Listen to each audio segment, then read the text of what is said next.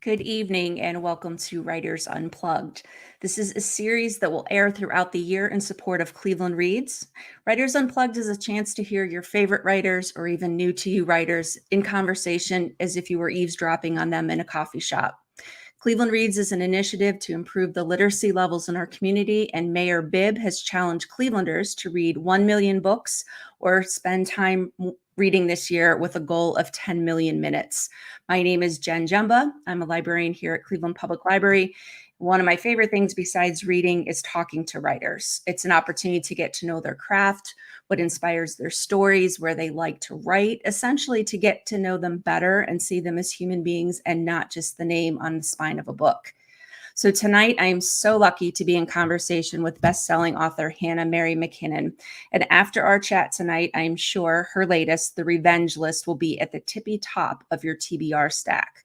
But before we get started, a couple quick housekeeping things. If you want to see who else is visiting, go to writersunplugged.com/unplugged. You'll see people virtually and then in-person visits. Maxbeck's Books on Coventry is our wonderful independent bookstore. They have copies of Hannah's books just waiting for you. You can visit them in person or maxbacks.com. And then take a moment, let us know where you're watching us from and if you have questions about the characters, the story, etc. But first, here's a brief introduction to Hannah. Mary McKinnon was born in the UK to British and Swiss parents, and later the family moved to Switzerland. Hannah loves mountains, cheese, and chocolate, which I think we can say she comes by honestly.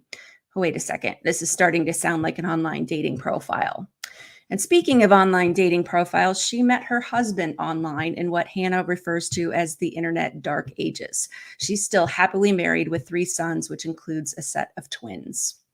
Hannah has an incredible business mind, and upon completing her studies in Geneva, she rose through the ranks to become CEO of an IT recruitment firm. And when Hannah and her family relocated to Canada, she planned to continue in the business field, but things just didn't quite work out. And so one morning, she just decided she was going to follow her dream of becoming a writer. And I think we can all agree that we're happy that Hannah followed her passion to write. Her first book was a rom-com, Time After Time, in which she describes its sliding doors meets Groundhog Day. Rom-coms frequently have what is referred to as a meet cute, when the 2 main characters who seem to be an unlikely couple meet in a cute way. So I met Hannah several years ago at a conference, and at that point, she had turned her creative brain into writing thrillers. We met in a dark, poorly lit underground parking garage in Toronto. And then she asked if I could direct her to the conference. I probably should have known then she was a thriller writer. And as of now, there isn't quite a word for meeting a future friend in these atmospheric circumstances. So instead, I will just say I'm very glad to have met Hannah, who is getting ready to publish her first thriller, The Neighbors. And it's been fun to see that several years later, she has just published her 7th thriller, The Revenge List. And you just never know when the story will flip or how someone so kind and charming can write such dark and twisty stories. So please join me in giving a warm Writers Unplugged welcome to Hannah. Hello. Hello. That was so nice. Thank you. Those lovely, lovely words. Thank you very much. You're quite welcome. So let's kind of start at the beginning. You know, when you began your career in writing, what made you decide to come to the dark side and to write thrillers? Well, I'd written my rom-com, and at this point, I'd submitted it. I had an agent, I believe, at this point, and I was writing my second novel.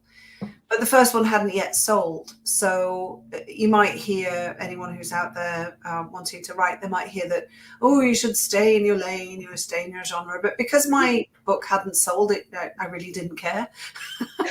I was going to please myself and write what I wanted, because up to this point, nobody had bought the manuscript anyway, so it didn't matter. And as I was writing it, I realized that it was going to be darker and grittier and that things wouldn't work out for everyone in the end, you know.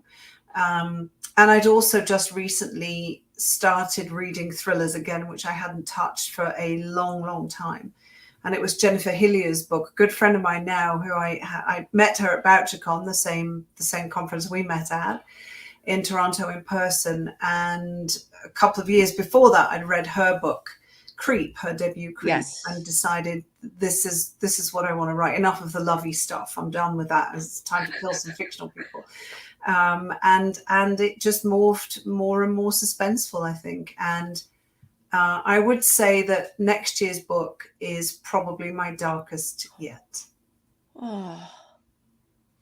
But just when you think it can't get darker, somehow you Oh, manage to. can. Oh, but you can't. Yeah.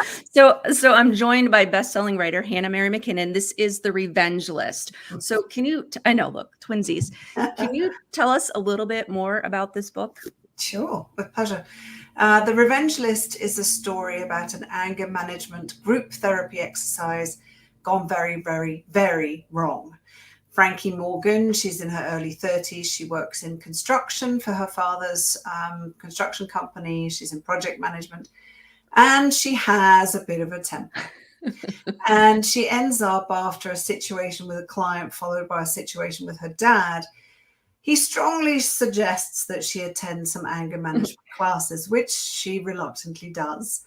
And she's tasked with writing a forgiveness list. So basically a list of names, all of the people she feels have wronged her in the past and who she could work to forgive. But Frankie being Frankie, she doesn't want to forgive any of them, to be honest, and thinks it's a pointless exercise.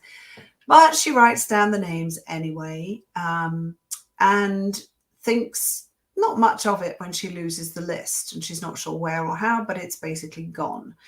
But then, one by one, the people on her list start having accidents. Weird things are happening to them, increasing intensity, one might say.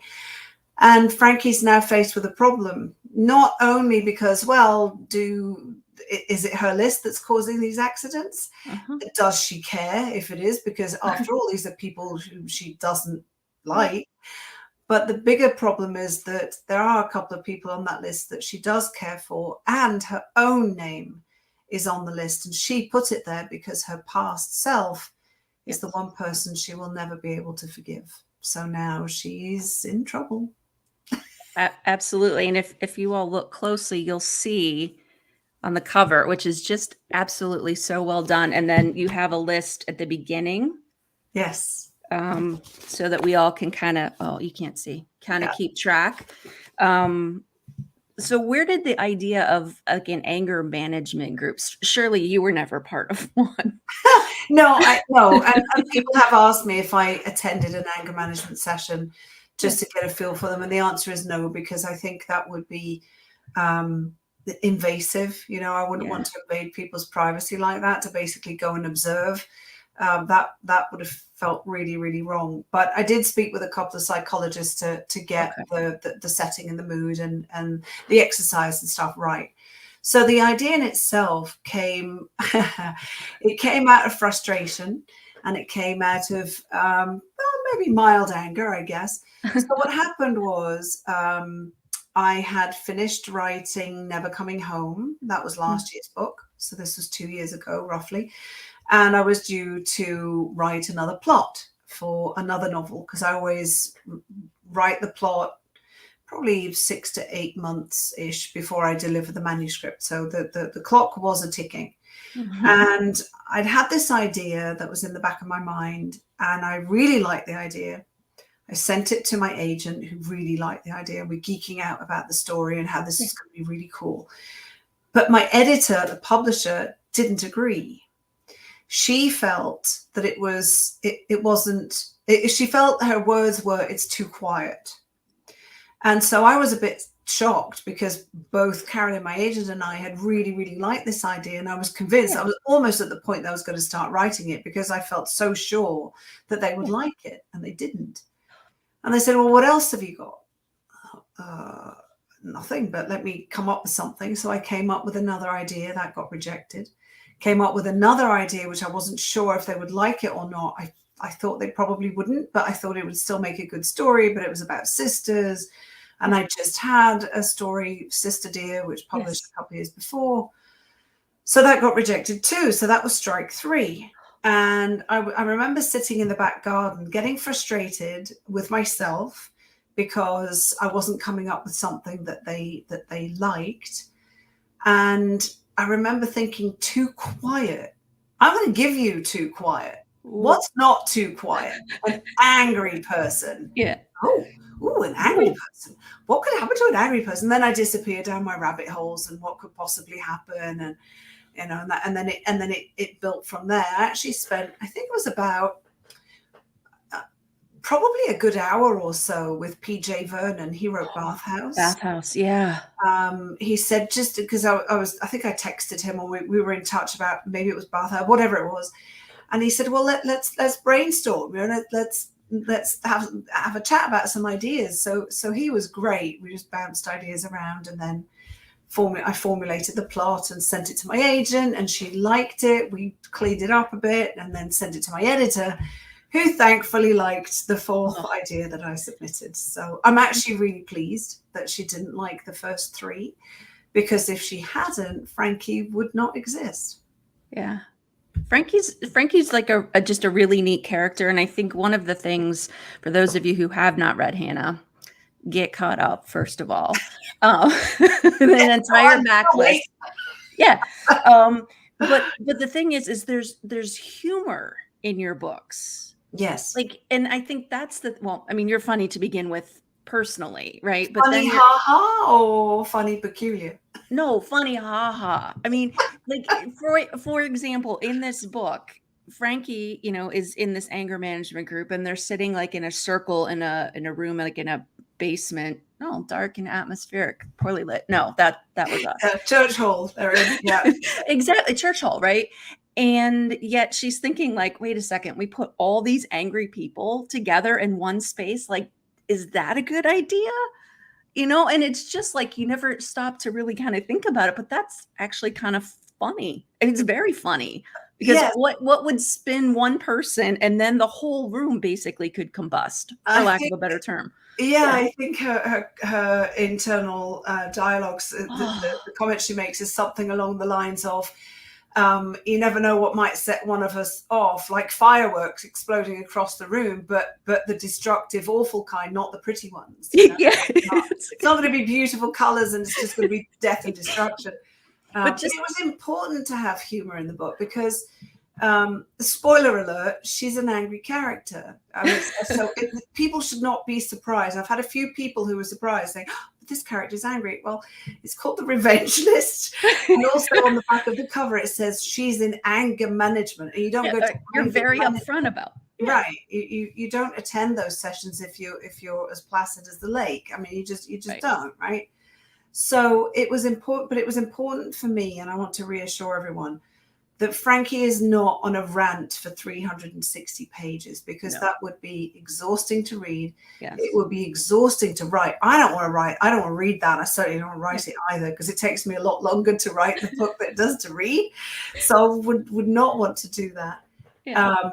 But still, I mean, it's still a big ask. Same as last year's book, Never Coming Home. Yes. Lucas, who hired a hitman on the dark web to get rid of his wife, and this. It's on the back cover again. He's not a good person. Frankie is. She's different. But Lucas he's a bad man. He's yes.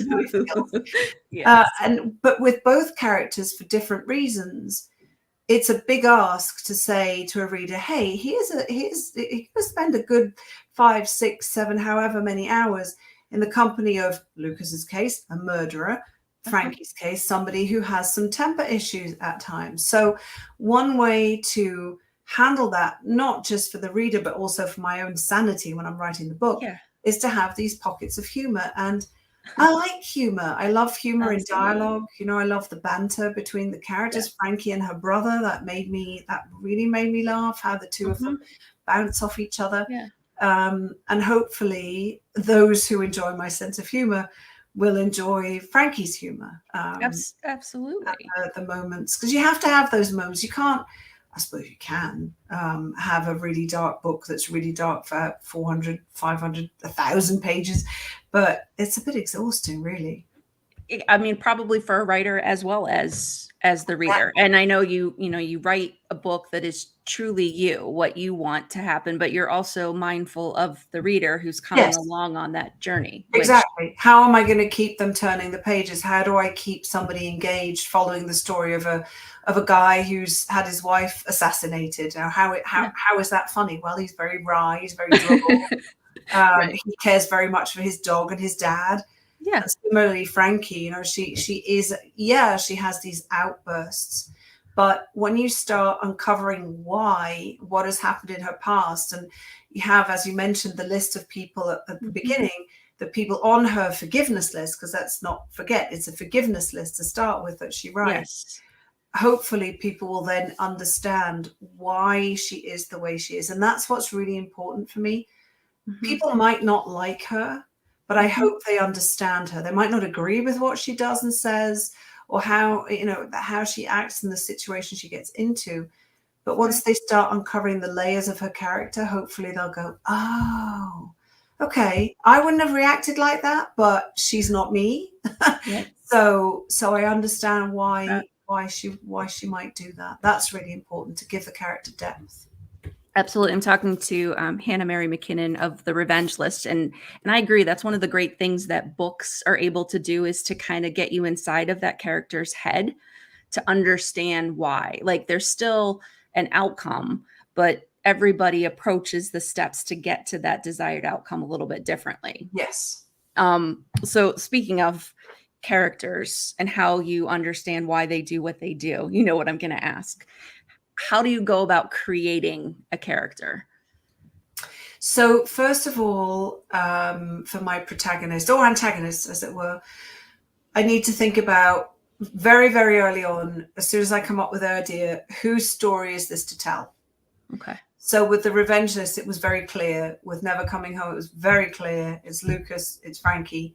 With my other books, it's mostly been clear. I think with You Will Remember Me, that was 2021, have 3 point of view characters. And for a while I thought maybe it should only be 2. Should it really be 3? I wasn't sure. So it took me a little bit to decide.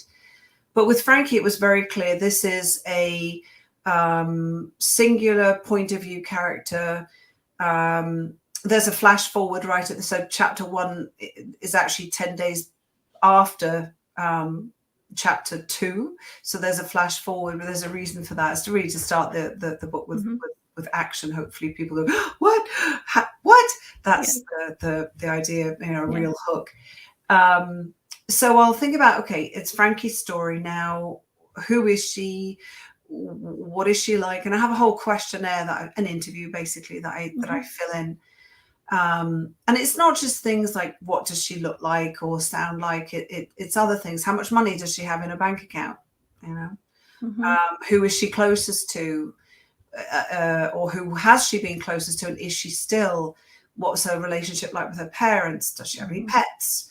Does she believe in ghosts? Has she seen a dead body? All these kinds of things that don't, but by and large, they don't make their way into the book, but they inform me about the character. And they also ensure that my characters aren't all the same, because they have different backgrounds. And where did they study, and what jobs have they done? When were they poorest? When were they richest? Are they happy?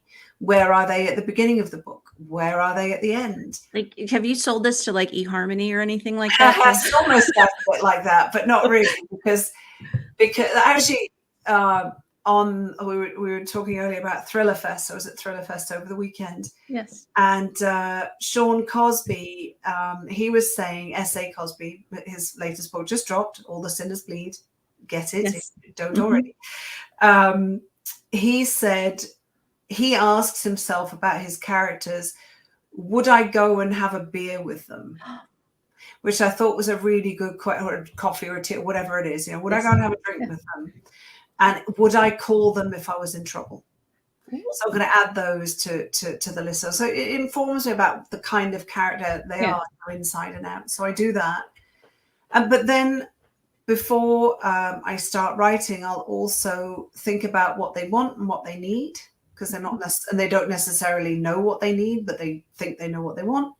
And also more of their backstory. what has made them into the person that they are when chapter 1 starts, or whenever they come onto the scene. So I don't do that for all of my characters. That would take me forever, but for the main ones, I do. Yeah, I almost want to take the questionnaire, but then fear I'll end up in a book. So anyway, we're talking with Hannah Mary McKinnon, bestselling writer of The Revenge List. And I think that speaks, you said you want to, make sure the reader is compelled to turn the pages. And I think that's one of your strengths. I mean, I tend to read for character. And if a character is flat, I'm kind of like, you could set it, you could have the most wonderful plot, but if they're flat, I'm not as compelled. But when I see somebody and I see good in Frankie as well as I see the anger, and I think the other thing that you capture really well in this book, because she's voluntold essentially to do the anger management by her dad, Yeah. that we're kind of, I don't know how to say this the right way, reading on eggshells instead of walking on eggshells to see how she's going to react because it's told from her perspective. Yes. There's times where I'm like, why is she not upset about that? And then there are other times where I think, oh, that's not that big of a deal. And next thing you know, she kind of like explodes. Yes. So I think you have done a fabulous job to do that, to keep us on our toes as readers, right? To not quite sure how she's going to react. We think we do, and then we're surprised. And then the depth to understand why she reacts the way she does. Yes. And I mean, certain things that would irritate me won't irritate you, and vice versa. And I think that's what everyone needs to bring to the book is just an understanding. And perhaps that's also part of the point of the book, is that we don't all react the same way to different situations. So I've recently been watching a series on Netflix that was recommended to me, which is called Beef. Ooh. If you haven't seen it, I highly recommend it. It's 10 episodes, season 1. It's extraordinary. It starts off with something so simple that most of us have encountered if we drive. They've called it a road rage incident, which, yes, that's what it turns into. But at the beginning, it's just somebody reversing out of a spot in a parking lot, almost hitting another person coming along the way and beeping at them. And we've all probably done that, but things spiral. And it is so extraordinary to watch how that tiny incident, which most of us would brush off as irritating, but then 5 minutes later, oh, who cares, it's insignificant, how badly that can spiral and how many lives it then affects. And I hope with The Revenge List, you see that too, how absolutely how things that people have done to Frankie and the way they've treated her in the past have affected her, and the danger actually in her case of carrying this animosity around with her for eons, which is not healthy either. So no. Beef, go watch it. Not right now. I am, and that's why I've always said every car needs to have 2 horns. The one horn that it's like a polite little, hey, don't, you might not be seeing me, and then the other, like, what the are you thinking horn, right? There should be 2, because sometimes somebody just hears like the little like polite, like, I'm here, I hope you see me, stop moving. Yeah, and then yes, things quickly spiral. And it's amazing. I mean, I guess it speaks to us as human beings that how important what we say and how we act and how we treat other people. Yes, and that the impact that is felt, for years to come, because it's how many years later that these things have impacted Frankie. Years and years and years and years. When I was writing I was writing the book. After I plotted it and I'd started the book, I took a course on psychopathic minds, criminal minds. And it was absolutely fascinating. And we had a module about anger. And I learned a lot. I mean, that basically I'll distill it to the fact that anger is an emotion like any other. Any other. It's just as valid and as real as any other. Okay.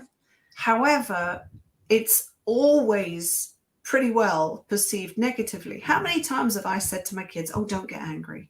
How many times have people said to me, oh, calm down? Yeah, because that works. Yeah. Sure, let me just flick the switch. Boop. Okay, I'm Yeah. calm. Oh, yeah. Oh, that's what I was supposed to be doing. I was supposed to be Yes, calming. that's right. Thank you, darling. I'm calm now. So but nevertheless, anger just exists, and it's not actually the emotion. I remember you said this. It's often a secondary emotion. Yes. It's a reaction to something, which is true. But it's not the anger in itself that's the problem. It's how we handle it. And sometimes it can be a good thing. Yes. Fight or flight. Yes. If Yeah, there's it's your no little time like to fight, amygdala in the back of your brain that yeah, gets exactly. hijacked, and whether or not you recognize what's happening. And That's right. That's yeah. right. So it's not a bad thing, but if we could, instead of saying to our kids, oh, just calm down, don't get angry, well, let's sit down and talk about how you're going to handle the anger. What are you going to do with it? How are you going to, is this going to fester or whatever? Then I think society as a whole, if we all collectively took Yes. anger management classes, We'd have to call them something else. we'd have to, yes, we would. But I do wonder if that would help society as a whole, because there is and there has been, especially over the past few years, a lot of anger flying around.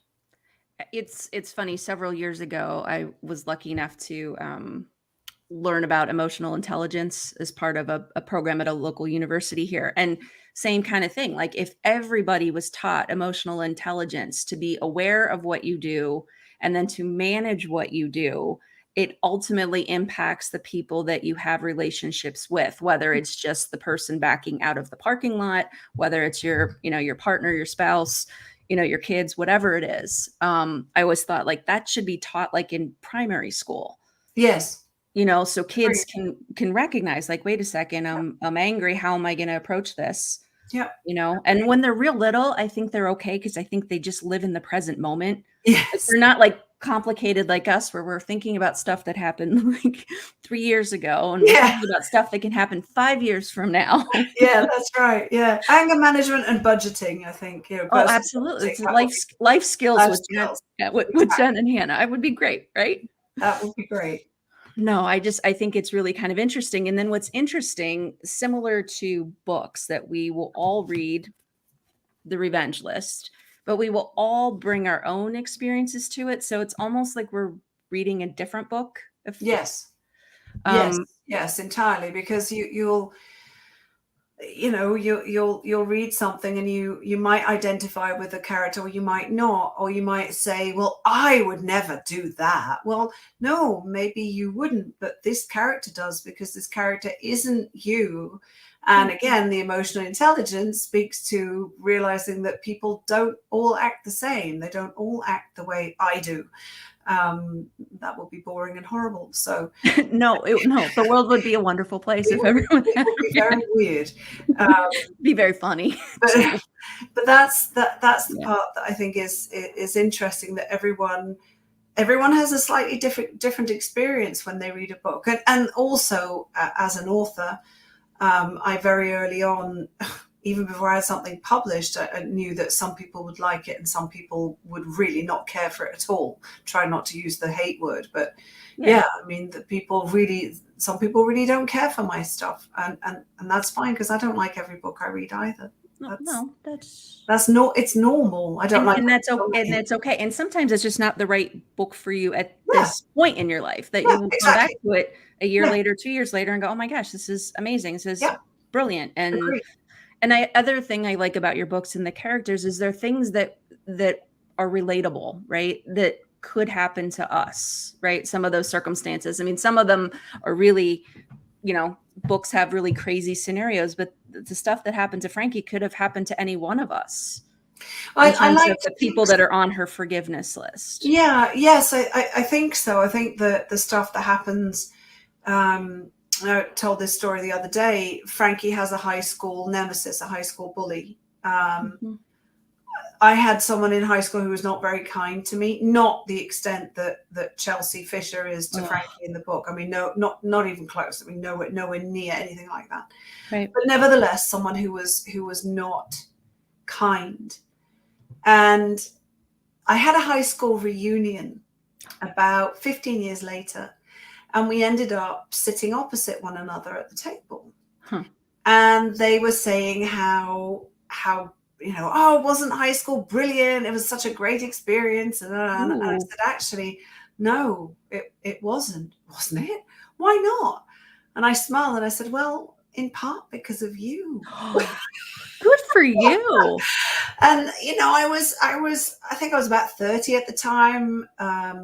Didn't have kids, but I was professionally accomplished. I wasn't that 16-year-old girl anymore. Yeah. And I felt very comfortable calling them out on their BS. And the astonishing thing was, well, two things.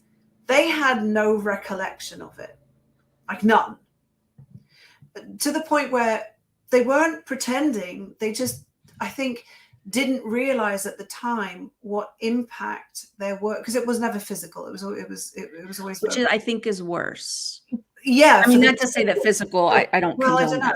that. I don't know. I don't know. I think no. I'm not sure. I'm torn on that one. I think it's either way. I've never been physically bullied, so I couldn't make that distinction. Right. So, but it was horrible, and this person didn't realize the impact of their actions and their words. But what I found even more astonishing was they didn't say, oh, well, that was a long time ago, or oh, it was just said jokingly, it didn't mean anything, or oh, that was years ago, get over it already.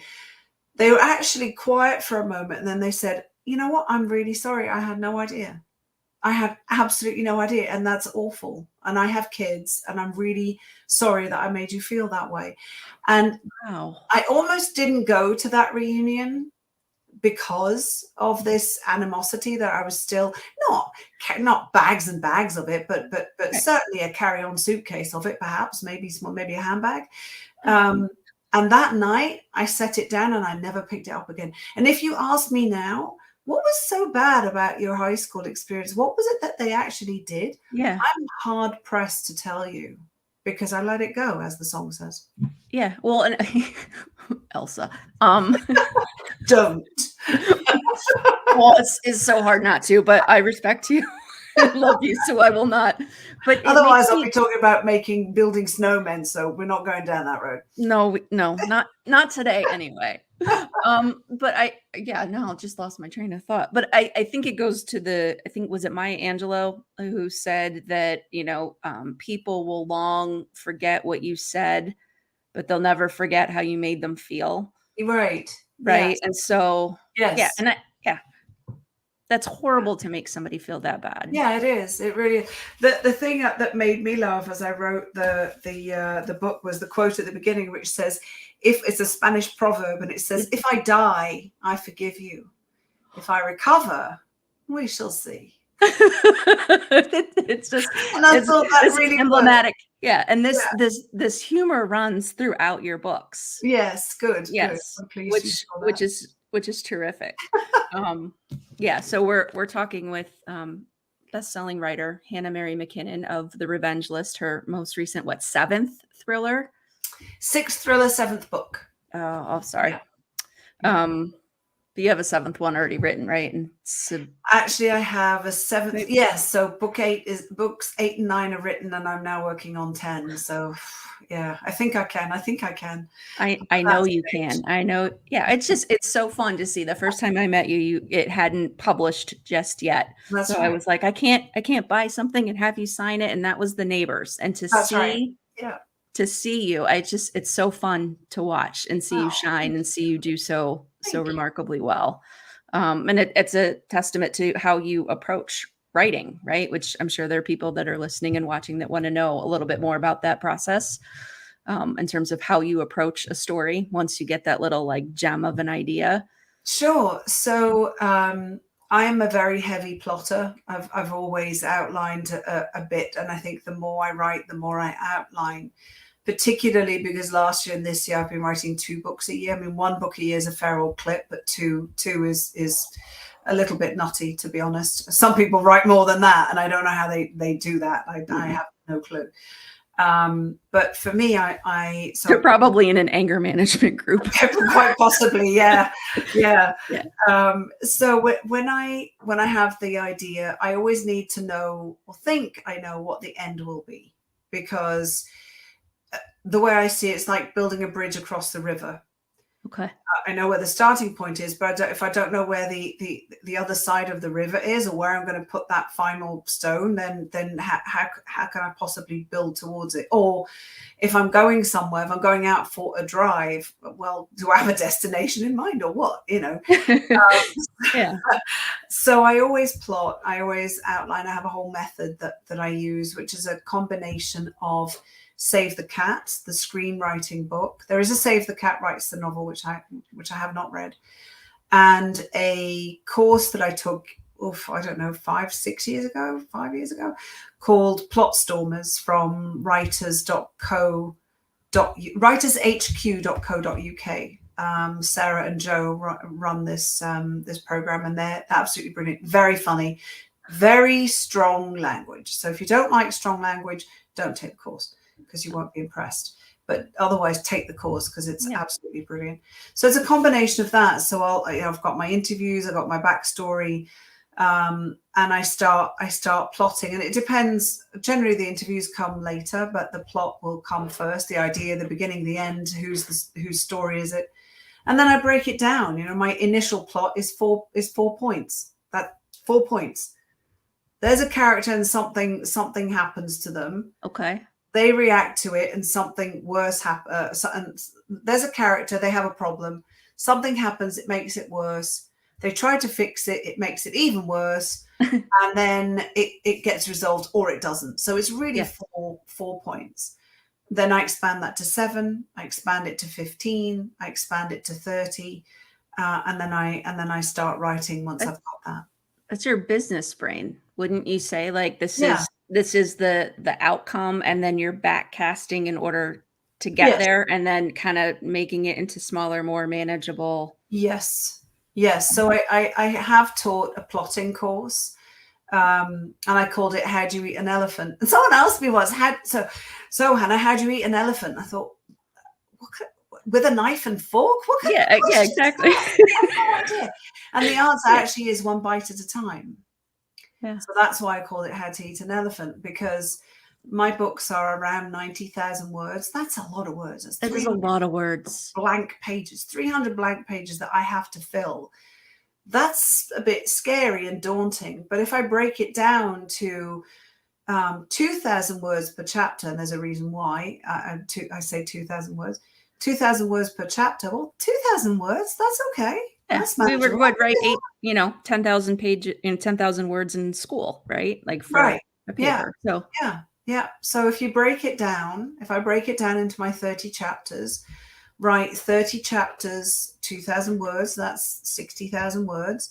And then I know in my editing process, as I go over it again and again and again, before it goes to my editor, this is just me, my self-edits, that 60,000 words will not automatically through layering, become 90,000 words, because I write up. I'm not one of these authors who just writes and writes and writes and writes and ends up with 130,000 words and thinks, well, that, to me, that's not, for me, that's not efficient, because then I've got to get my knife out and start cutting. So I prefer writing up.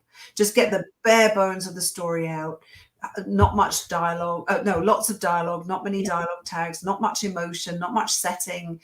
Research I'll do once I'm sure it's going to make it into the book, because otherwise I'm researching stuff and it doesn't make the cut. But again, this is not a draft anyone will see. And it took me a while to understand when somebody said to me, give yourself permission to write a terrible first draft. Because my thought was a first draft is what other people see. No. This is what I like to call my puke draft. It's for me. It's mine. Nobody else is going to see that baby, because my editor and my agent will probably disown me. They'll think I smacked my head and completely lost the plot. But it's just for me to see, does the plot work? Does it fit? where are the plot holes? Do I need to change the ending? Yeah, that was going to be my question. Does the ending ever change based on your approach? Like you originally wanted, yeah. Yeah. Does it So surprise you um, sometimes? No. it did in The Neighbors. Okay. It really Still did. brilliant ending. Thank you. Thank you. Mhm. That was unexpected. In Her Secret Son, it changed because I couldn't figure out who to kill Yeah. and why. Well, the why was there, but yeah, still. Sister Dear, Eleanor is exactly where I knew she would be. Exactly where she would Yeah. be.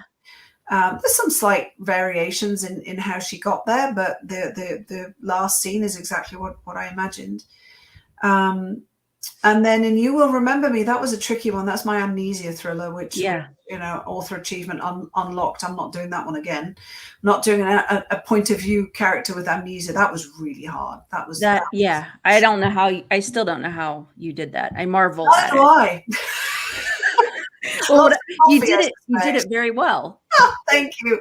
That was Yeah. a tough one. But the ending, I think I remember my asking my editor, how dark can I go in this ending? And she said, as dark as you want. So I did. But then the other two, Never Coming Home and The Revenge List, are where I thought they would be. So some people think of a plot as being very restrictive and constricting. And for me, I don't feel that way. It's a guideline. Okay. And if I, as I'm writing, come up with a better idea, then I go with that better idea. That's fine. It's just, You have to start somewhere, right? yeah, and think it through. Next year's book didn't. Yeah, I changed the plot a little bit because it would appear that getting somebody who's been convicted out of prison is not as easy as I thought. Because I don't know these things, but it's not that simple. No. And I don't mean an escape. I mean actually, overturn the conviction. So I had to change things around a bit. But other than that, once I rewrote the plot, I think it barely changed at all. So it just depends on the book. If it's behaving the way I want it to. Yeah, absolutely. So I'm joined in conversation with Mary McKinnon, best-selling writer of The Revenge List. So where do you write? Is that you're in your office right now? Is that where you spend your time writing and it's easy to close the door and kind of set it aside? Or is it constantly kind of scrolling through your brain? It depends on where I'm at with the book, to be honest. So I tend to plot at the dining table. Okay. Because I use Post-it notes and not always, but in the beginning, just because they're fast and quick. I will draft upstairs in the spare bedroom that has a teeny tiny desk, but a view of the courtyard, which is really nice. Yeah. Or in the garden. If it's a nice day, I'll write outside in the garden. But this room, the office, is generally where I edit. Because I use two monitors, so I can do research on one and look something up really quickly. If I'm on my laptop, then it's a pain in the butt to do. So I like to move around. And then at the end, when I'm at the end stage, when I've finished my book, gone through it so many times I can't count anymore, I will send it to my Kindle, and I will sit somewhere in the house. In front of the fire, typically, because it's generally winter when I get to that stage with the thrillers, and I'll read it on my Kindle like somebody else's book, and it gives me a completely different experience. Yeah, that's awesome. It's fun. That is really cool. So I want to go back just one quick second. You talked about your puke draft. Yeah, my puke draft. Yeah, the puke draft. Read it up, right? Seriously, it's going to catch on like wildfire now. How long does it take you to write that puke draft versus how long it takes you to like layer up and build? So I'll take the last thriller as an example, because the rom-com I'm writing now is not a good example, because I had lots of stuff going on and some things that were not fun that happened. So that threw me off. But I think it took me about a week to do the plot, although I'd thought about it for a while, and then I got stuck, and then I wrote not quite half of it. But yeah, it took me about a week, and the plot was about 40 pages, so it was ridiculous. But it suddenly clicked, and I was so worried that it would stop clicking that I just wrote as fast as I could. And then I think I wrote. This is an anomaly. I started writing the book middle of August. Okay. And I finished it middle of December, done. But in the interim, I spent about 3 weeks editing the rom-com that comes out in September. And I've never written a book that fast, ever. And it's my longest book. So sometimes when it just clicks, yeah, it can be really fast.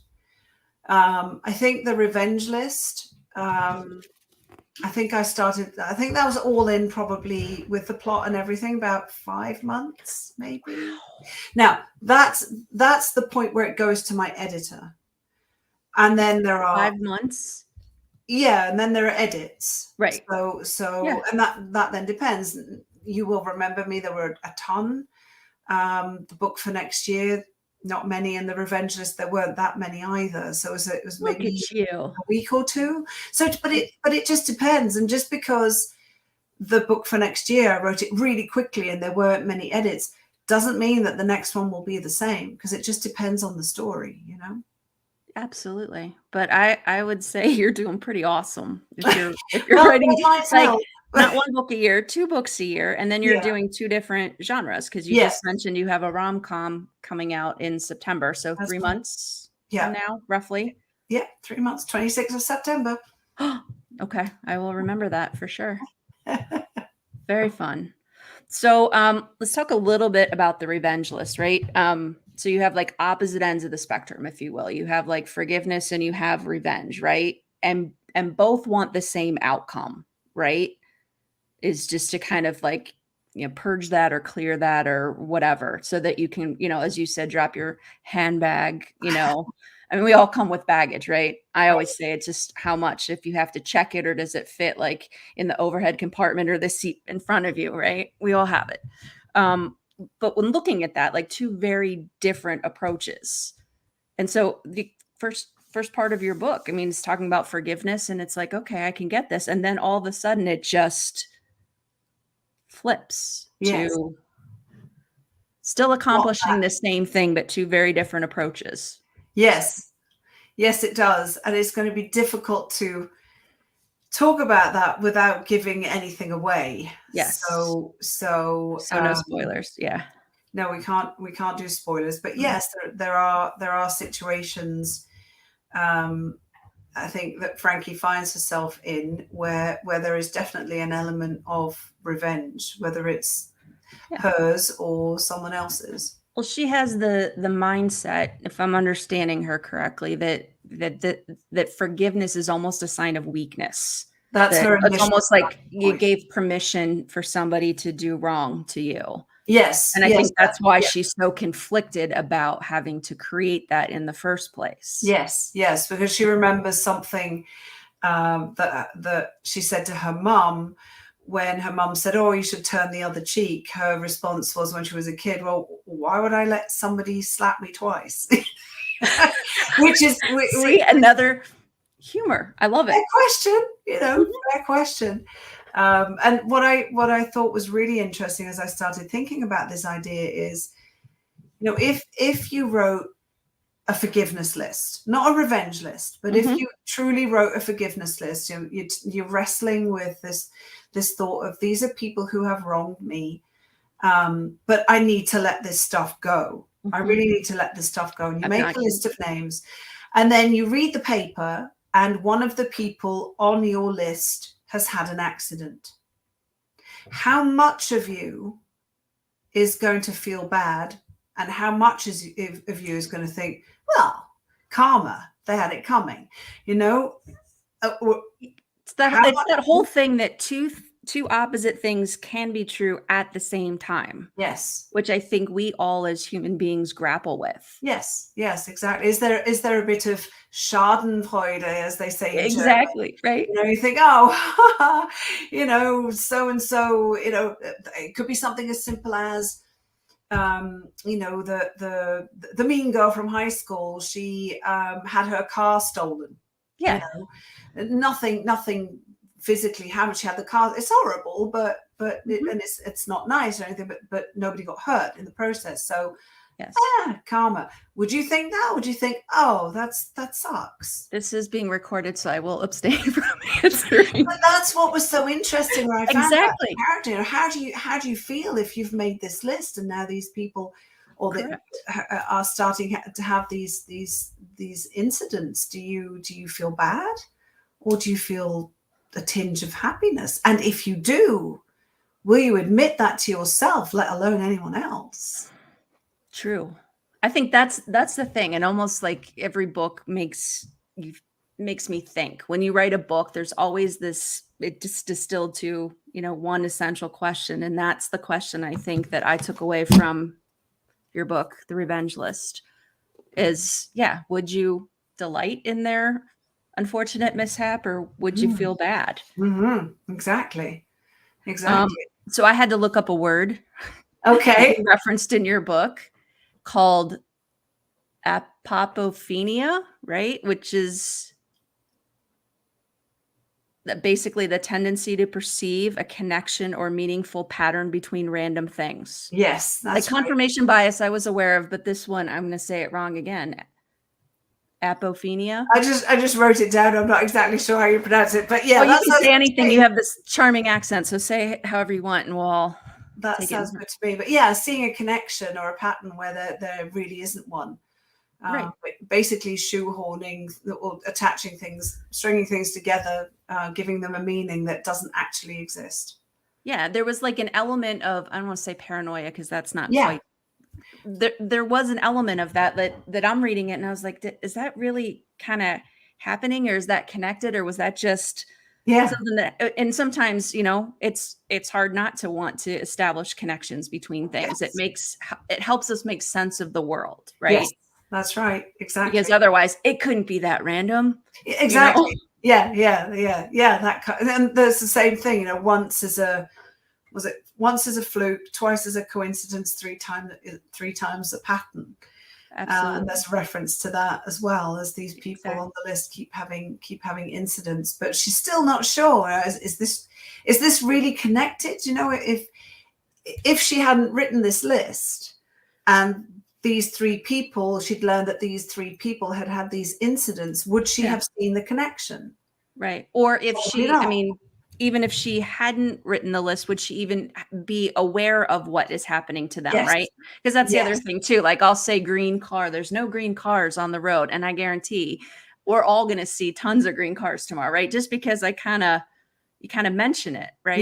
Yes. I remember when we decided we want to have kids, all I saw as I walked down the road was pregnant people. They were everywhere, and they'd always been around, but all of a sudden I noticed them far more because, you know, that was our attention. Senses are heightened in that capacity. Exactly. Yeah.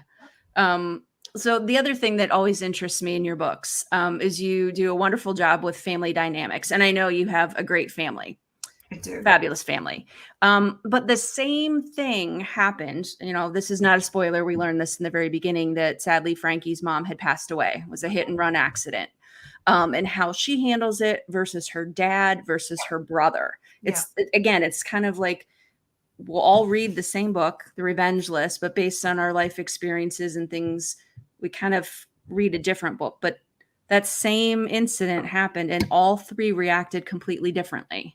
Yes, they did. And that was interesting to think about, and how you have three people living in the same household, the same person who they love dearly, a mom and a wife. And so there's Frankie, who's 14, her brother Rico, who's 12, and then her dad, Finn, who loses the love of his life, and how that really changes everything. And the guilt that Frankie carries around with her because of that accident. Not that she was driving or anything, but still she feels guilty. And how that, especially the things that we don't say, can can weigh on us, but also other people, and how it can just fester and build a deep void between people who, in that situation, really would benefit more from coming together. So that was a tough scene to write. Actually, that was not a fun scene to write. No, I can't imagine writing that scene. I do love, though, Frankie and her brother. I Yeah, love that dynamic. I love that relationship. I love how they just kind of trash talk, to each other back and forth, give each other a hard time. I mean, it's genuine. It comes across, on the page.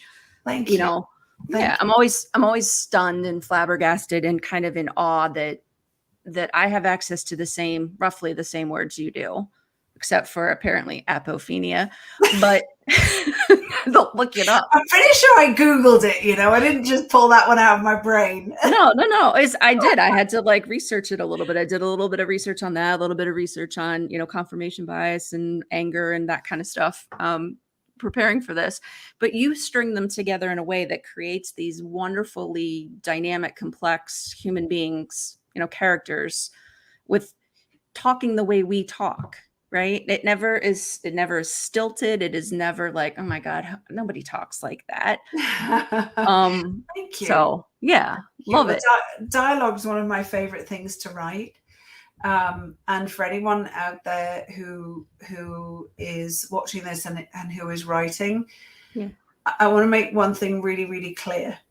When I started writing, I had this image of authors, they'd get up in the morning, they'd have a cup of tea or coffee or whatever.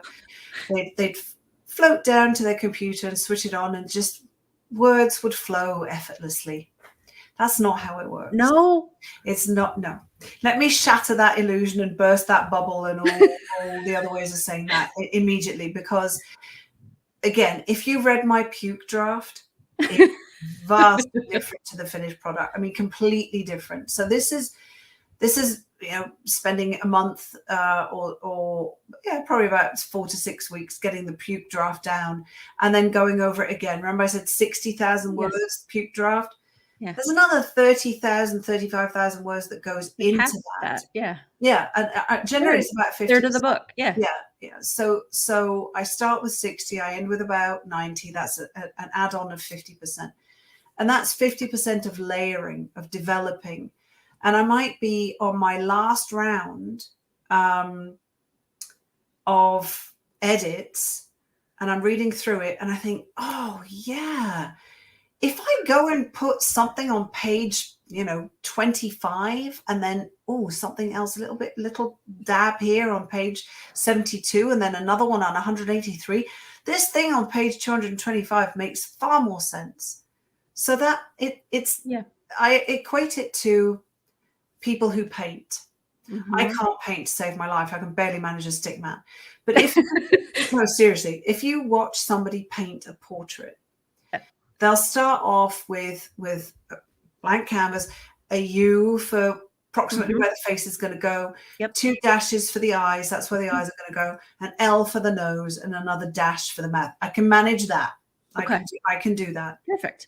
And then when you look at the finished product, and there's a time-lapse video of this, of a Japanese artist who paints the portrait of Barack Obama. And it is extraordinary because it starts off exactly like that. U dash dash L dash. And it finishes like a photograph. It is the most incredible thing. He doesn't start in the top left-hand corner and paint his way down perfectly down to the bottom right and sign his name. Yeah. Why would it be any different with books? It's layers upon layers upon layers. So it's just going through it and thinking about the characters. It's not, I don't start on page 1, go to page 350 and go, okay, I'm done. That's not the way it works. I want to reassure everyone out there who's write your puke draft. Yeah. It's only for you. It can be as bad as you please. It doesn't matter. It's yours. Absolutely. But you can edit a puke draft. You cannot edit a blank page. I will say, if there's anything redeeming, that those of us who are reading your books, in particular your latest, The Revenge List, are reading it with a cup of tea. We float down to the sofa or we float down to the porch and sit with which a is cup of tea. floating. I'll be sitting here with my hair in a scrunchie going, no, it's not working. And I have this relationship with my books. I swear every time I'll say to Rob, my husband, I'm really looking forward to this book. This is going to be great. And then partway through, I hate this book. This is the worst thing I've ever written. It's awful. It's awful. Carolyn's going to disown me and Gina's going to disown me. And now he just looks at me and he says, you say that every time. And I do. And then a couple of weeks later, I'll say, actually, this isn't too bad. It's like, yes, dear. It's a process, which is why you're part of such a fabulous community of writers. So before we morph to the final 5 questions, I just want to take a minute and just say thank you. Huge thank you, not only for joining us on Writers Unplugged, but I have to tell you that, you know, we all have origin stories. There's an origin story of why I became a librarian, but the origin story for Writers Unplugged is you. Oh. It goes back to meeting in that underground parking garage in Toronto. And from that point, bumping into you at panels and graciously introducing me to your writer colleagues, that this Writers Unplugged series exists. Oh, So wow. between that and First Chapter Fun. So yeah, you're kind of you are not kind of, but yeah, you are the origin behind Writers Unplugged. So I just want to say thank you for being so gracious and generous. And thank you. We'll go to the final 5 questions. And I was going to say like who you would take a road trip with, but we'll wait on that one. What was the first thriller that you remember reading where you experienced that moment where like you had whiplash, you never saw the ending coming? Probably, well, one in recent, the one I can most recently remember, because I didn't read thrillers for a long time, would be Gone Girl. Yeah, that one I thought, damn, I wish I'd written that. Yeah, that's sort of like the unreliable narrator really kind of came to be. And it makes us, I think, kind of skeptic for every book we read ever since. Like, is this real or is this somebody just that's unreliable? Yes. What do you miss most besides family about Switzerland? The mountains and the lakes. The mountains. Yes. Yeah, Cleveland is very, very flat. Yeah. Very flat. So you're also a fabulous baker, right? I'm a baker. You are, no, I've seen. So like, let's say you were having people over to your house. What's your go-to dish that you would bake? Something that I would bake. Or you can cook. I have so in terms of desserts, I have a chocolate cheesecake brownie recipe. Ooh. Which is just, I'd just sit there and eat the whole dish. Or I also have a chocolate cheesecake, which is wicked good. Yes. Yeah. So one of those. One of those. Okay. Yeah, we'll be there in like 6 hours, right? I'll give it time to set. No problem. Yeah, perfect. And I was going to ask you, one of the questions is what television series is binge worthy, but I think. Oh, well, Beef, definitely on Netflix, and Blackbird on Apple is extraordinary. So it's based on a true story. Taron Egerton is in it. He played Eggsy in Kingsman. If you watch that, he was also in one of the new Robin Hoods. I love him to bits. He's fantastic. He's an English chap. Played Eddie the Eagle and also Elton John in the biopic. Oh yeah. He's amazing. He's so versatile and he's wonderful. And he's this wide boy, arms druggy dealer, wealthy, very conceited, and doesn't really care about anything or anyone but himself. And he gets busted for drug and gun running, and he ends up in prison, a much longer sentence than he bargained for. And he's offered a deal with the FBI or CIA, I forget, to go to a maximum security prison and try and get one of the inmates there to confess the location of the body of a young girl who they believe he raped and murdered. And it turns out that this guy, it is highly possible that there was more than one. And it's extraordinary. And here's why we were talking about characters and getting people to like them. Yes. So I think the gentleman who plays the villain is Paul Paul Paul Michael Hauser, I believe. Okay. And the dynamics between the two of them are extraordinary. But the way he plays this character, you think he did these bad things, but you're not 100% sure. Ooh. And they become friends, kind of. And you almost, well, you like the guy, you want to like the guy, and you almost want to convince yourself that he did not do these horrible things. Mm-hmm. It's a limited series, 6-part. It is extraordinary. It's really, really good. Blackbird, highly recommend it on Apple, and Ted Lasso on Apple. I mean, oh, I know. I was watching Ted Lasso before before we started. Can't always be the dark stuff. Everyone needs a bit of Teddy in their lives, you know. That's exactly right. And then piece of advice you would give to aspiring writers. I would say don't worry too much about what other people are doing. If they're plotting, if they're not plotting, if they're plotting as they write, pantsers, I don't really like that term, but if they're plotting as they write or plotting beforehand. They have new terms now, gardeners and architects. Okay, I heard this the other day. Yeah. Do that. And again, I think for me, the most important piece of advice was there were two things. Write the puke draft. Don't try and edit it necessarily. You know, maybe write a page and read through it. That's fine, but don't try and build everything into that, because you're never going to. You need to get to the end before you can really start layering. Okay.